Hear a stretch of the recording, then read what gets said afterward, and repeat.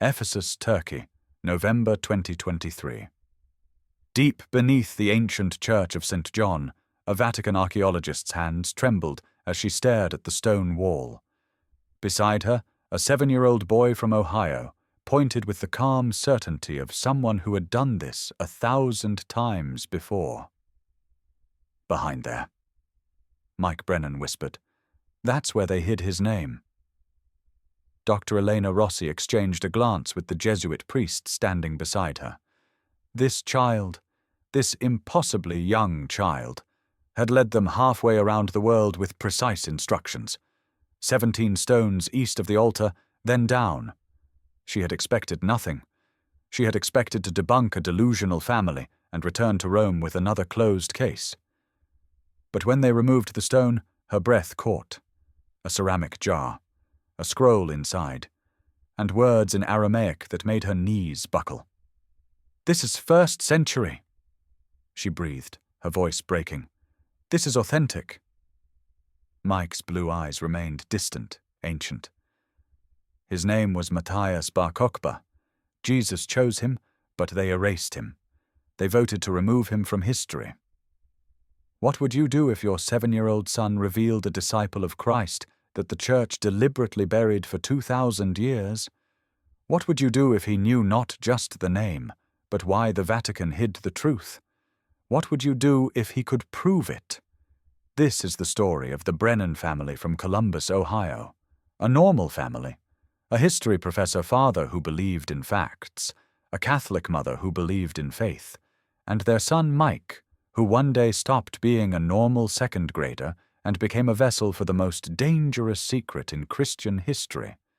A secret that would lead them to Turkey, to an underground chamber, and to a discovery that the most powerful institution on earth had spent 2 millennia trying to hide. This is what happened when one little boy remembered being there when they erased the 13th apostle. Before we continue, please consider subscribing to the channel and letting us know where you're watching from. We read every single comment and truly appreciate you taking the time to listen to the story. Columbus, Ohio, 3 months before Turkey. 3 months before the discovery that would shake the foundations of the Christian world. The Brennan family lived in a modest 2-story house on Elm Ridge Drive in the Clintonville neighborhood, where the biggest weekly drama was whether the Buckeyes would cover the spread. David Brennan was 42, a tenured professor of ancient history at Ohio State University. His office was cluttered with books on Roman military campaigns and Greek philosophy. He published papers on ancient Mediterranean trade routes and hadn't been inside a church since his wedding day 12 years ago. His world was facts, sources, archaeological evidence. If you couldn't carbon date it, David Brennan wasn't interested. His wife Rebecca was his opposite in every way that mattered. She was 40, taught 2nd grade at St. Timothy's Catholic School, and taught Sunday school at St. Margaret's Parish on weekends. Her faith wasn't loud or confrontational. It was the quiet kind, the kind that showed up in casseroles for grieving families and patient answers to children's questions about heaven. She believed in miracles the way some people believe in spring. And then there was Mike, 7 years old, 70 pounds, with his mother's dark hair and his father's analytical eyes. 2nd grade at Clintonville Elementary. His favorite subject was recess. His best friend was Tyler, who lived 3 doors down and shared his obsession with Fortnite. Mike's bedroom walls were covered with posters of LeBron James and Spider-Man. His idea of history was knowing that dinosaurs came before people. His idea of religion was sitting still during the boring parts of Christmas Mass so he could get to the cookies after. He had never opened a Bible on his own. He had never asked a theological question. He was 7. He was normal. He was happy. On the morning of September 14th, Mike ate frosted flakes for breakfast, complained about a math worksheet, and asked if he could have a sleepover on Friday. Rebecca kissed his forehead and sent him off to school. David left for campus at 8:15, coffee in hand. It was a Tuesday. It was unremarkable. It was the last normal day the Brennan family would ever know. Saturday, September 16th. Rebecca's sister Emma lived in Boston, and the Brennans made the drive twice a year. This trip was spontaneous.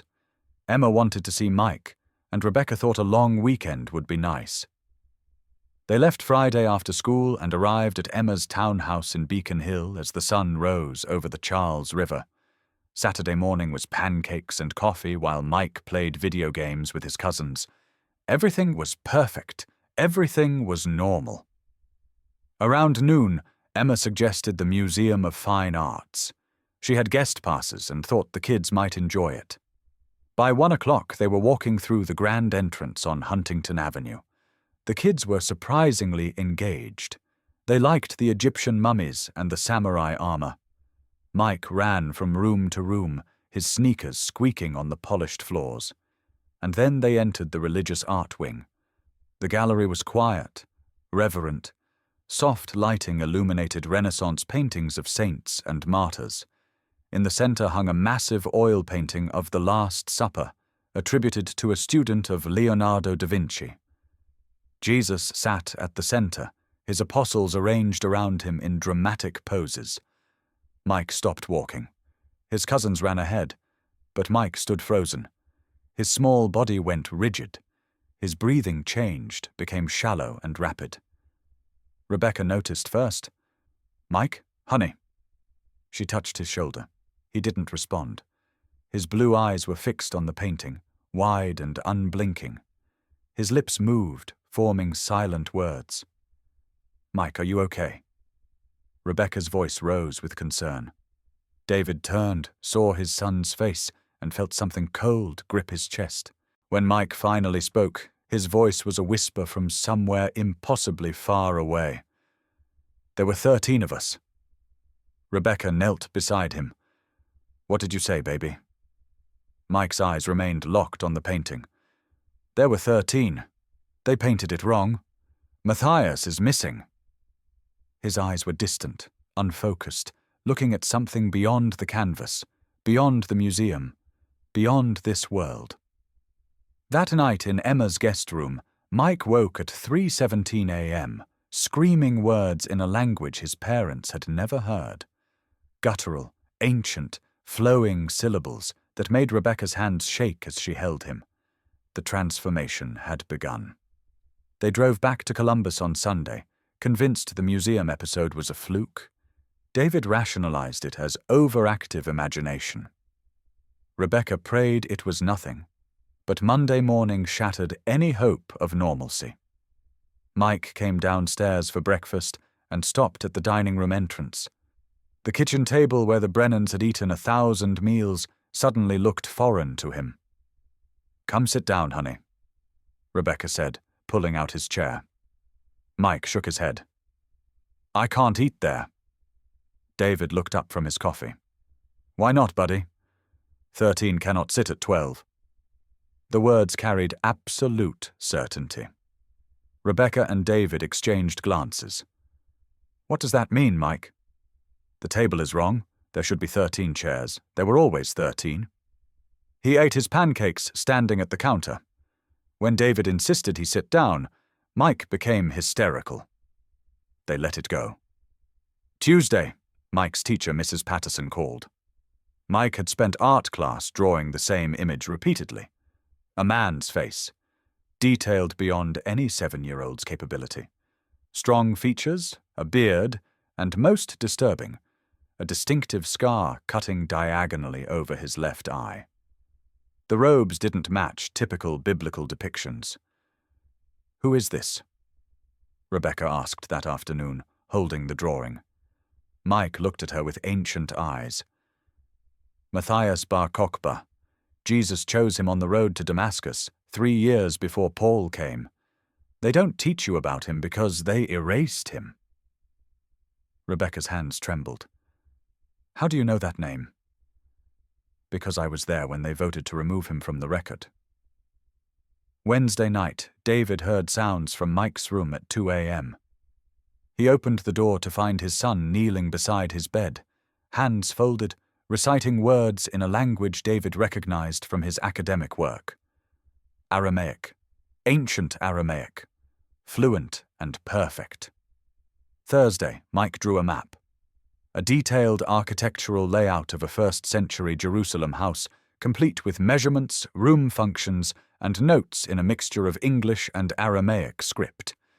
He labeled one room, "Where Matthias prayed before Damascus." David stared at the drawing, his historian's mind reeling. The architectural details were accurate to the period. The courtyard design matched archaeological evidence from excavations.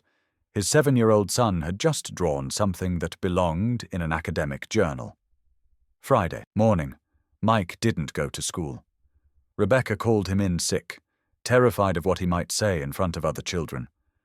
She sat with him at the kitchen counter while David cancelled his lecture. They needed answers. "Mike," David began, using his professor voice, "tell us about Matthias. What did he teach?"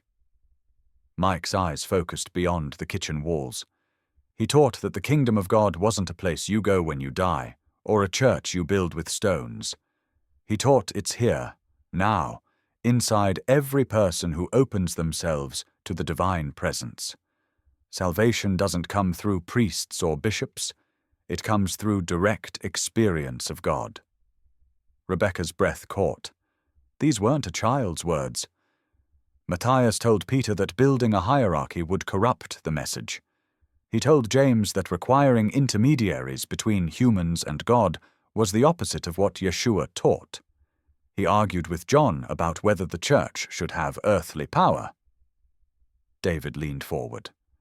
When did these conversations happen? In Jerusalem, in the upper room, 43 days after the resurrection. Again in Antioch in the year 47, at the council where they decided what the church would become. Mike's voice was steady, matter of fact. Who else was there? Rebecca whispered.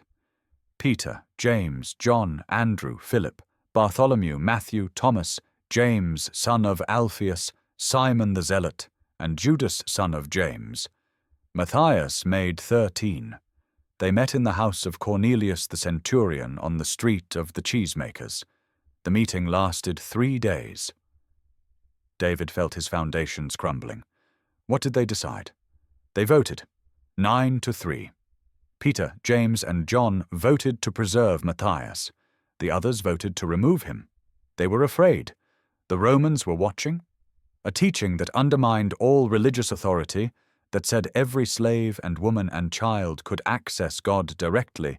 It was too dangerous. It would get them all killed. Mike's eyes filled with tears. So they erased him. They rewrote the histories. They burned his letters. They removed his name from every account. Matias accepted it because he loved them and believed the truth would survive anyway. David spent the weekend scouring Mike's browser history, his YouTube watch list, his iPad usage logs. Nothing. No history podcasts, no biblical documentaries, no Wikipedia deep dives. Mike's digital footprint was Minecraft tutorials and Pokemon card videos. He found a book. David insisted Sunday night. Or overheard something at church. There's a rational explanation. Rebecca wanted to believe him, but she'd seen Mike's eyes. She'd heard him pray in Aramaic. Monday, David made an appointment with Dr. Catherine Mills, a child psychologist who came highly recommended. Dr. Mills spent 2 hours with Mike on Wednesday, conducting cognitive tests, asking gentle questions, observing his behavior. When she called David and Rebecca into her office, her expression was troubled. There's no evidence of psychosis, no dissociative disorder, no signs of trauma. Mike is psychologically healthy by every metric I can measure. She paused. But the specificity of his claims is deeply unusual. Children with false memories can't maintain consistent narratives under questioning. Mike's story hasn't varied by a single detail. That night, Rebecca called Father Paul Martinez, the pastor at St. Margaret's where she taught Sunday school. She explained everything. The museum, the drawings, the Aramaic. Long silence. Rebecca, Father Martinez finally said, his voice strained. I think you need to stop encouraging this. Children have vivid imaginations. When we give attention to fantasies, we reinforce them. Take him to a doctor, but please, don't turn this into something it's not." The words stung like betrayal. Rebecca hung up and cried. That night, she and David fought. Really fought. David wanted to shut this down, get Mike back to normal, protect him from becoming a circus sideshow. Rebecca argued they had a responsibility to understand what was happening. "What if he really knows something?" Rebecca pleaded. "What if this is real?" "It's not real," David shouted. "It can't be real." Their voices woke Mike. He stood in the hallway in his Spider-Man pajamas, small and scared, watching his parents fracture. And in that moment, Rebecca made a decision. She would find someone who wouldn't dismiss her son, someone who would listen. Rebecca found Father Thomas Bellamy through a friend at the diocese. He was a Jesuit priest, a Vatican-appointed historian specializing in early Christian texts, currently teaching at Boston College. When Rebecca called, he was polite, but skeptical. He'd dealt with delusional parents before, but something in Rebecca's voice made him agree to a video call. He expected to debunk this in 5 minutes. The call was scheduled for Saturday morning. David sat beside Rebecca, arms crossed. Mike sat in front of the laptop camera, small and calm. Father Bellamy appeared on screen, mid-50s, wire-rimmed glasses, kind eyes. "Hello, Mike. Your mother tells me you have interesting knowledge about early Christianity." Mike nodded. "You want to know about Matias Barokba?" Father Bellamy smiled indulgently. "I do. Tell me about him." He wrote 3 letters, one to the church in Ephesus, one to Antioch, one to Peter before Peter went to Rome. The Ephesus letter still exists as a fragment. You'd know it as Papyrus Oxyrhynchus 4365, but the catalogue is wrong. It's not Gnostic, it's Matthias. Father Bellamy's smile faded. Papyrus Oxyrhynchus 4365 was a restricted fragment, unpublished, locked in Vatican archives. He'd seen it once, 3 years ago. "How do you know that designation?" "Because I wrote it." Mike's voice was matter-of-fact. The Syriac manuscript in the Vatican Library, the one with the variant reading of John 21:25, it originally included a verse about Matthias. Someone scraped it off in the 4th century. You can still see the shadow, under ultraviolet light. Father Bellamy's hands began to shake. He'd discovered that exact detail during restoration work. Never published it. Never told anyone outside the research team. "That's impossible." Mike continued. "You found a reference in the Nag Hammadi Codex too, in the margins of the Gospel of Thomas. 3 words in Coptic that you translated as Matthias the Forgotten. You never published it because you didn't understand the context." Father Bellamy's face went white. Then Mike began to pray. Perfect Koine Greek, fluid and confident, words that Father Bellamy recognized from a 4th century manuscript he'd examined in the Vatican secret archives just 6 months ago. A prayer that existed nowhere else in the world. Father Bellamy ended the video call with trembling hands and immediately dialed a number in Vatican City he'd been given for emergencies only. He spoke to Cardinal Archbishop Giorgio Santini, prefect of the Congregation for the Doctrine of the Faith. The conversation lasted 17 minutes. 48 hours later, the Brennan family was on a Lufthansa flight from Columbus to Istanbul, connecting to Izmir. Father Bellamy sat 3 rows behind them, reviewing notes he'd taken during follow-up conversations with Mike. The child had provided architectural details of the Church of St. John in Selçuk, near ancient Ephesus, that weren't available in any public database. He'd described the original Byzantine construction, the modifications made during the Ottoman period, and most impossibly, the hidden spaces that existed beneath the foundation. 17 stones east of the altar, then down, Mike had said, his small finger tracing an invisible map on the kitchen table. The chamber was sealed during the Council of Nicaea in 325 AD. when Constantine decided which books would be in the Bible and which wouldn't, when they formalized what Christianity would become. That's when they sealed the last physical evidence of Matthias. On the plane, Rebecca held Mike's hand while he slept. David stared out the window, his rational mind still fighting what his eyes had witnessed. When they landed in Izmir, a black Mercedes was waiting. The driver spoke perfect English and drove them 2 hours south to Selçuk, a small town dominated by the ruins of the ancient church of St. John. Waiting at the church entrance was Dr. Elena Rossi, the Vatican's chief archaeologist for early Christian sites. She was 52, silver hair pulled back severely, her expression radiating professional skepticism. She'd flown in from Rome on direct orders from Cardinal Santini, orders she clearly resented. "Father Bellamy," she said coolly, shaking his hand, "I hope you understand the diplomatic complications of excavating a UNESCO World Heritage Site based on a child's fantasy."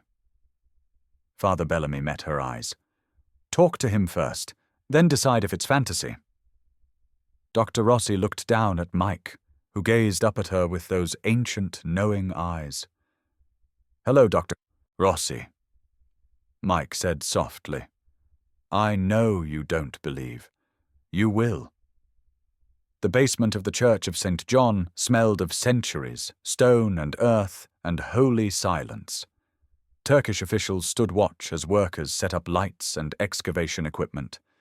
The Orthodox Archbishop of Izmir had given reluctant permission, influenced by pressure from both the Vatican and the Turkish Ministry of Culture. Dr. Rossi supervised every detail, her skepticism a shield against hope. Mike walked through the space like he'd been there 1,000 times. His small sneakers made no sound on the ancient floor. He moved past the main foundation stones, counting under his breath.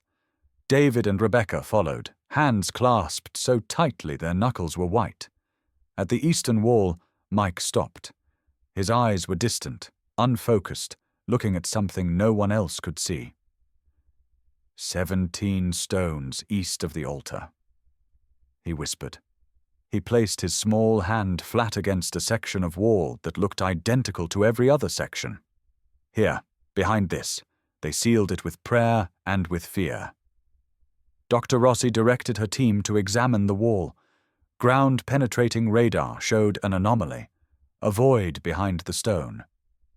Her hands shook slightly as she gave the order to proceed. They removed the outer stones carefully, cataloguing each one. Behind the facade, they found older masonry, clearly different construction. 4th century at the latest. And behind that, a sealed chamber no bigger than a closet. Inside the chamber, on a stone shelf, sat a ceramic jar. The style was unmistakably 1st century Roman-era Levantine pottery. Dr. Rossi lifted it with gloved hands, her breathing shallow. Inside the jar, wrapped in linen that crumbled at her touch, was a scroll.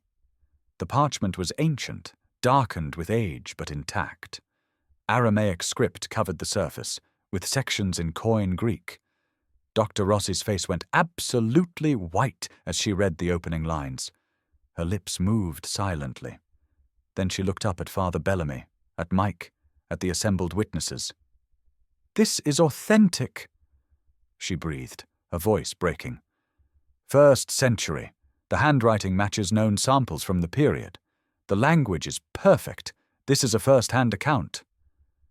She looked back down at the scroll, tears forming in her eyes. It's signed, Matias Barokba, witness to the risen Lord. This will rewrite everything we know about early Christianity. Dr. Rossi worked through the night, translating the scroll by lamplight in a secure room at the Ephesus Archaeological Museum. Father Bellamy sat beside her, reading over her shoulder, both of them overwhelmed by what they were witnessing. The scroll was extraordinary in its clarity and detail. Matias Barokba wrote in the first person, describing his encounter with Jesus on the road to Damascus 3 years before Paul's more famous conversion.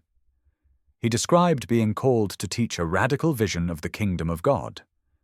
A kingdom that wasn't coming in some distant future, but was already present, accessible to anyone who opened their heart to divine consciousness. Salvation, Matias wrote, came not through priests or rituals or institutional authority, but through direct personal experience of the sacred. Every person, regardless of gender or social status, could access God directly. Women could be apostles and teachers. Slaves could be spiritual equals to masters. The divine presence lived in every human soul. These teachings, Dr. Rossi read aloud with shaking voice, threatened everything the early church hierarchy was trying to build. The bishops wanted structure, authority, control. They wanted a church that could negotiate with Rome, that could survive persecution through organization and unified doctrine. Matthias's vision was too dangerous, too democratic, too threatening to earthly power. The scroll described the council meeting in Antioch in 47 AD. Matthias himself recorded the vote. Peter, James, son of Zebedee, and John voted to preserve his witness. Andrew, Philip, Bartholomew, Matthew, Thomas, James, son of Alphaeus, Simon the Zealot, and Judas, son of James, voted for removal. 9-3. The decision was made. But there was more. Tucked beside the main scroll was a smaller piece of parchment. The ink faded almost to invisibility. Father Bellamy's hands trembled as he unrolled it. The handwriting was different, shakier, written in grief. It was signed by Peter. The letter was short, heartbreaking. Peter wrote that he had chosen institution over truth, safety over integrity. He asked God's forgiveness for erasing a brother apostle. He begged that someday, somehow, the truth about Matthias would emerge. Let the future judge what we were too afraid to preserve. Peter wrote in his final line. The scroll was photographed, catalogued, and placed in a climate-controlled case. Dr. Rossi arranged transport to Vatican City under armed guard. Turkish officials demanded copies of all documentation. The discovery would be studied for years, debated for decades. But for the Brennan family, something else was happening. Something quieter and more personal. Mike's transformation began to reverse. On the flight back to Istanbul, he fell asleep in Rebecca's lap and slept for 14 hours straight. When he woke, his eyes looked different. Younger, more present, less ancient. "Mom, I'm hungry," he said. Just a normal sentence from a normal kid. By the time they landed in Columbus 3 days later, the change was undeniable. Mike asked if Tyler could come over to play Fortnite. He complained about being tired. He wanted chicken nuggets for dinner. Rebecca tested him gently that evening.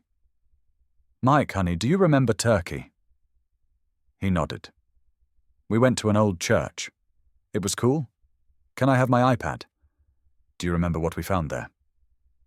Mike's face scrunched up, trying to recall. "A jar, I think. It's kind of fuzzy. Like a dream." Rebecca's throat tightened. "Do you remember Matthias?" Mike looked genuinely confused. "Who?" The ancient knowledge was gone. The Aramaic prayers, the precise historical details, the theological arguments, all of it had faded like morning mist. He was just Mike again. 7 years old, obsessed with basketball, annoyed by homework. The boy who wanted to stay up late and eat too much candy. David found Rebecca crying in their bedroom that night.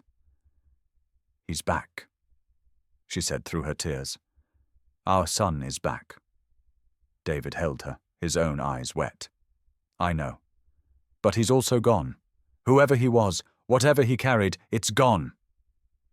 They wept together, relief and loss so tangled they couldn't separate one from the other. Their normal son had returned. But they'd also lost a glimpse of something impossible, something sacred, something that had chosen their child as a vessel. Whatever had opened in Mike, whatever doorway had allowed ancient memory to flood through, had closed. He was safe. He was normal. He was theirs again. And they would spend the rest of their lives wondering why. 6 weeks later, the Vatican released a carefully worded statement. A significant archaeological discovery has been made at the Church of St. John in Ephesus. The artifact, a 1st century manuscript of considerable historical interest, is undergoing detailed analysis by our research team. We anticipate a comprehensive report within 18 months. That was all. No mention of Matthias, no mention of erased apostles or suppressed teachings, just careful bureaucratic language designed to acknowledge without revealing. Father Thomas Bellamy resigned from his Vatican position 3 days after the announcement. He accepted a teaching position at a small Jesuit university in Maryland and began writing a book. The 13th Witness: What the Church Forgot. Publication is still pending. The Brennan family returned to their quiet life in Columbus. David still teaches ancient history at Ohio State. Rebecca still teaches 2nd grade and Sunday school. Mike is in 3rd grade now. He plays basketball on weekends. His favorite subject is still recess. But they are changed. David looks at historical certainties differently now, with humility about what we think we know. Rebecca's faith has deepened and complicated simultaneously, enriched by mystery. And sometimes, late at night, they both go into Mike's room and watch him sleep. This ordinary child who once carried extraordinary knowledge. The scroll remains in Vatican custody. Dr. Rossi's preliminary report confirmed its authenticity, but has not been made public. Fragments have leaked to academic journals. Debates rage in scholarly circles. But the general public remains largely unaware that a 13th apostle existed, taught, and was deliberately erased from Christian history. This story raises questions that should shake your faith in official narratives. What else has the Church hidden? What other truths are waiting in sealed chambers beneath ancient stones? Press 1 if you believe in Matthias and think his teachings deserve to be heard. Press 2 if you believe this proves reincarnation is real and souls carry knowledge across lifetimes. Press 3 if you think the Vatican will successfully suppress this evidence just as they suppressed Matthias 2,000 years ago. Subscribe to this channel to explore more mysteries the powerful don't want us to know, because the truth, once buried, always finds a way to surface, even if it takes 2,000 years and a 7-year-old boy from Ohio.